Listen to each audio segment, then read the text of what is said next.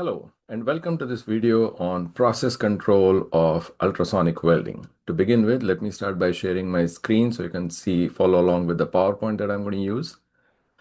My name is Girish Kelkar, and I am a welding consultant operating as WJM Technologies. Additional information about my consulting business is on the web at welding-consultant.com. And you're going to find this video in my YouTube channel, The Weld Nugget. Now, previously I have shared a video on ultrasonic welding, the fundamentals of ultrasonic welding and how the bond is formed and differences between plastic welding and metal welding. In this video, we're going to look at how do you control the ultrasonic welding process. So let's go back and look at this schematic of the ultrasonic machine. And so we take the energy from the wall, convert that to a high frequency signal, whatever that frequency is designed for that particular machine. You cannot change that frequency. Once you buy a machine at 20 kilohertz, it's going to vibrate at 20 kilohertz. Now that electrical signal is fed to a piezoelectric ceramic stack or a converter or a transducer. There are different names for this device. And that converts the electrical signal into mechanical vibrations, which can be amplified by the booster, perhaps further amplified by the horn, and that's where you do the welding. So the main thing to keep in mind is once you buy a machine, you are not going to be able to change the welding frequency that is set for that particular machine. Now let's see how do we control the amplitude of vibration, that is how much back and forth it will go every time it vibrates.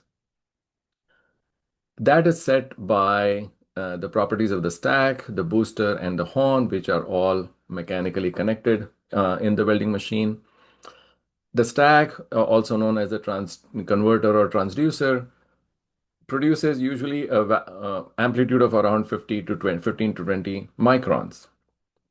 That amplitude can be boosted by the booster, as the name implies, to double that or more, again, depending on the design. And this gain, this increase in amplitude is called the gain of that booster.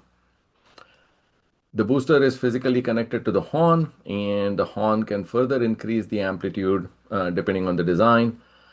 The result is that for metal welding, typically you're going to get a amplitude of around 20 to 40 microns. And for plastics, there's a wider range from 30 to 120 microns. Again, there are many different types of plastics, and hence you have to have a wider choice. The combination of these three, the stack, booster, and the horn, will decide the maximum amplitude the horn can vibrate at. You can reduce the amplitude electronically. You can control the amplitude on the control panel to reduce the amplitude, but you cannot increase it beyond the maximum. So if the maximum is, say, 40 microns, you can program it to go down to, say, 30 microns, but you cannot increase it beyond 40 microns. So the machine is designed to vibrate at a certain frequency, and with the combination of stack, booster, and horn, is designed to vibrate at a certain amplitude. Now let's look at what happens in core operation of the ultrasonic welder. Here I'm showing you schematically just the horn, and it's vibrating in the horizontal direction, which is typical for metal welding. And let's say the horn is designed, or the machine is set for 40 kilohertz vibration at 20 micron amplitude. And let's say the power required to produce this vibration is, say, X kilowatts.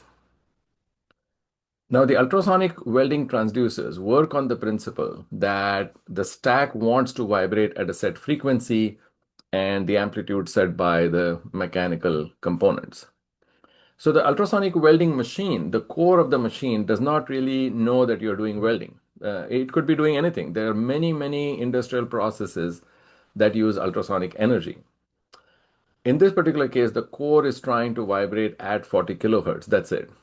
And if there is any additional resistance to this vibration, let's say the horn is vibrating in air, it's not actually doing any welding, and you push, not with your finger, but some kind of a device, you push and provide some resistance to the horn. Now the horn is going to have a harder time to vibrate at that frequency and amplitude, and the machine in that case is going to provide a greater amount of power so that it continues to vibrate at the set frequency, because that's all it wants to do. It wants to vibrate at that set frequency. Now, this resistance can be provided by any industrial process. Maybe you're using it for stirring or some kind of a signal for measurement of something. In our case, we are providing the force as a resistance for welding. And let's see how that works on the next slide.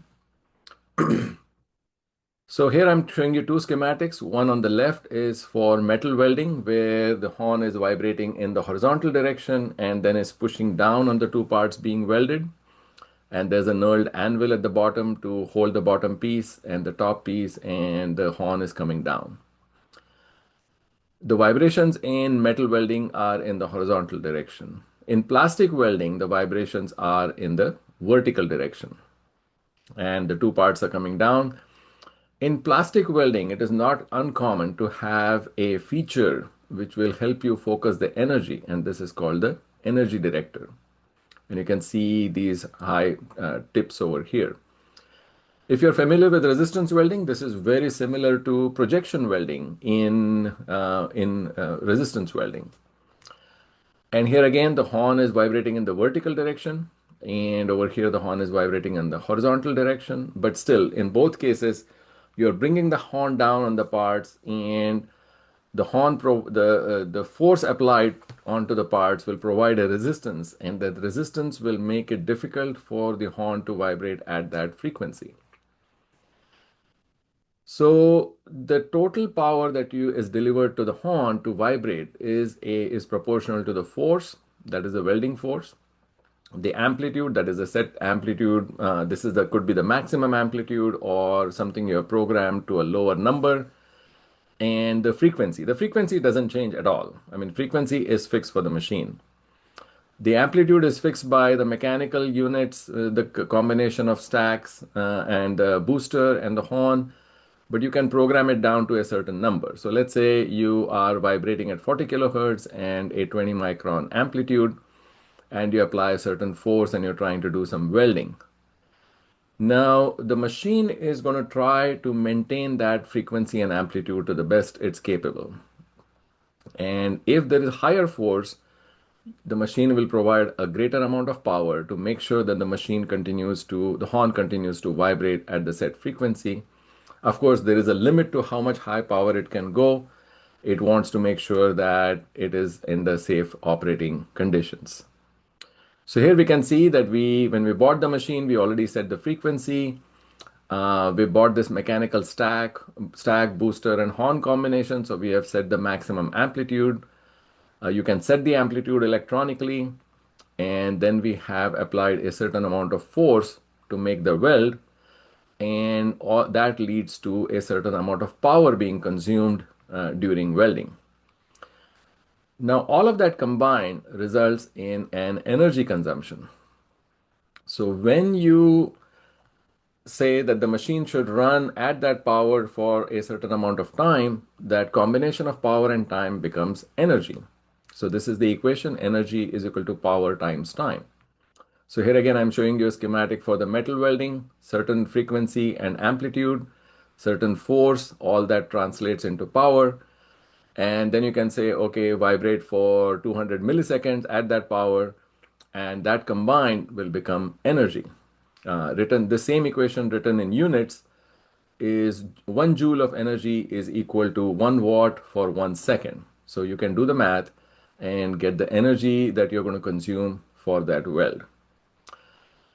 This energy consumed is used for softening the parts, and the force pushes the two parts together and makes a bond. Now, the details about this process of ultrasonic welding was already discussed in the previous video, so feel free to go back to my YouTube channel and look at that video as well. Not all of that energy is going to be consumed for welding. There is some amount of energy which is going to be transmitted through the parts, through the fixtures, into the base of the metal or the structure itself. So the welding process is never going to be 100% efficient. So, but you are going to be providing some amount of energy, and a part of that is used for welding, and this relation is valid. Energy is equal to power times time. So now that we know there's a certain frequency, there's a certain amplitude, there's a certain force, there's a certain power and certain time, which results in energy, let's see how we can control the process using these numbers that are either controlled or an output from the machine itself. So here we're going to look at process control in ultrasonic welding.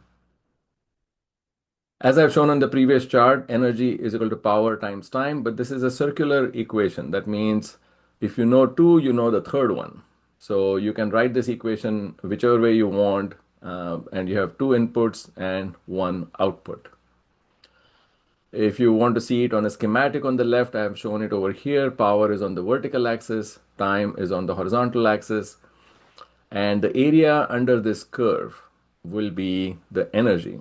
So let's say you apply a certain power, let's say 2 kilowatts, and the 2 kilowatts is on for say 2 milliseconds.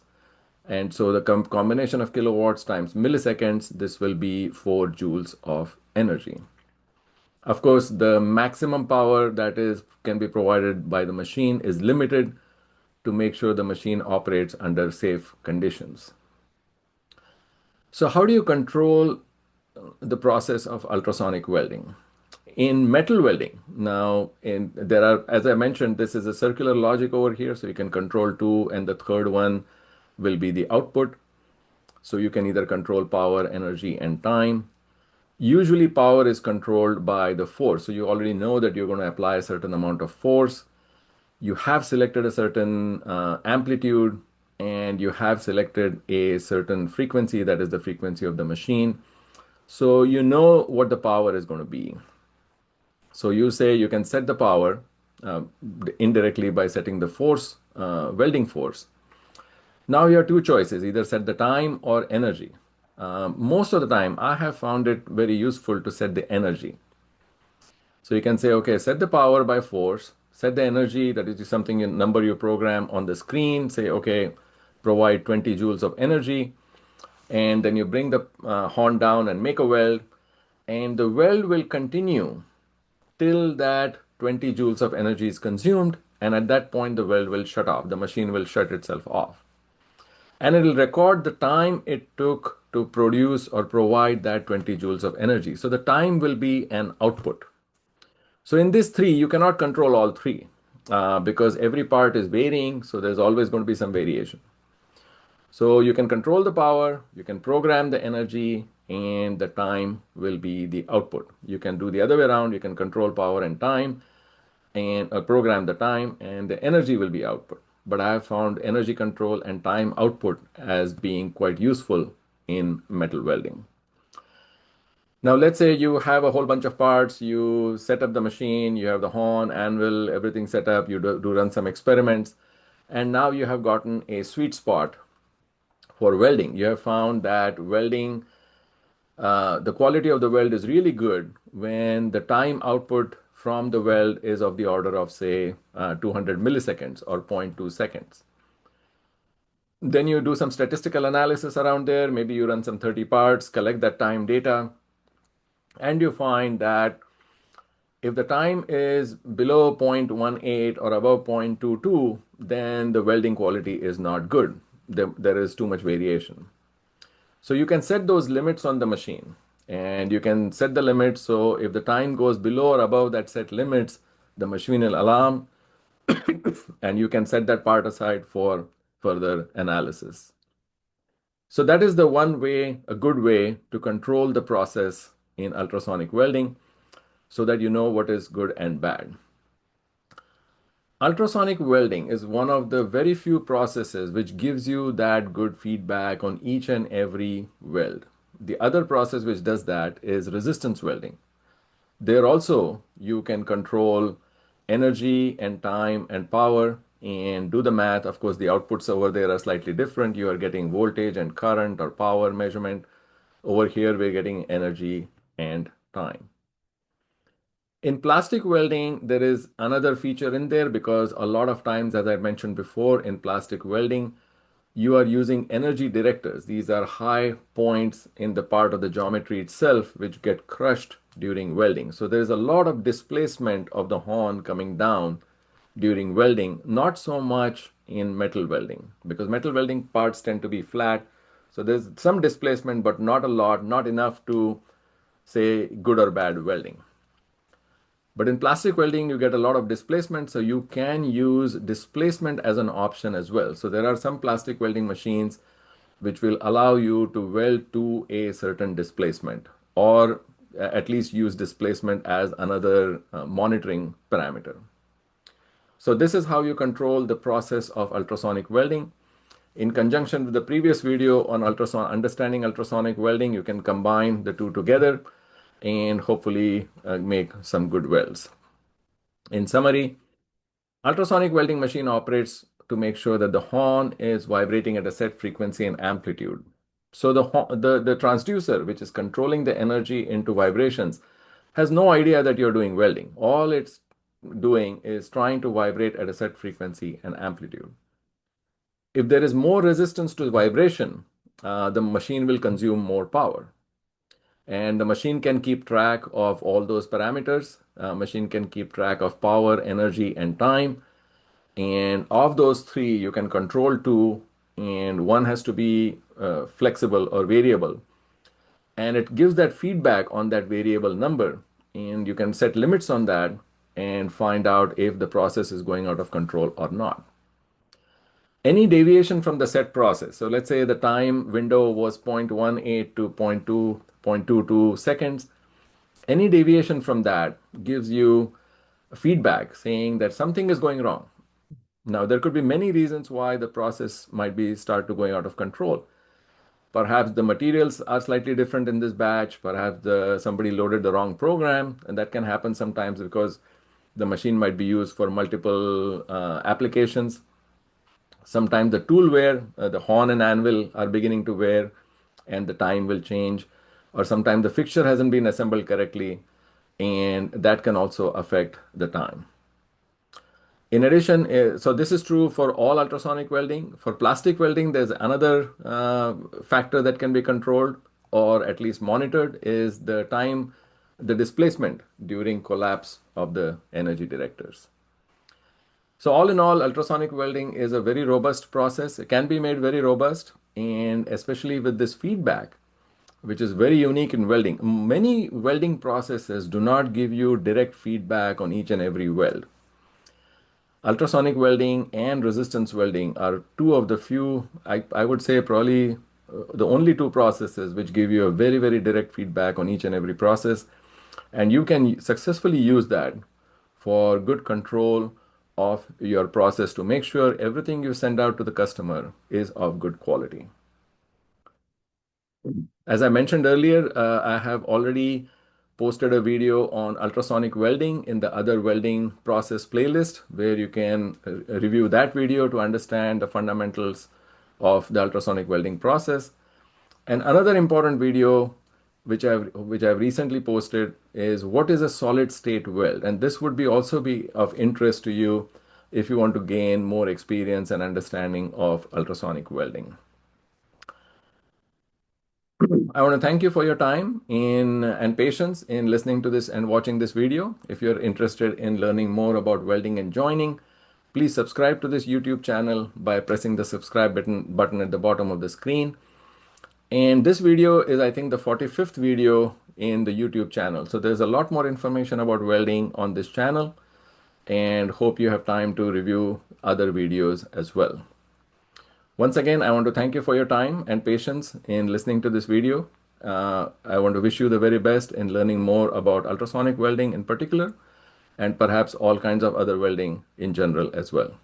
Thank you and take care.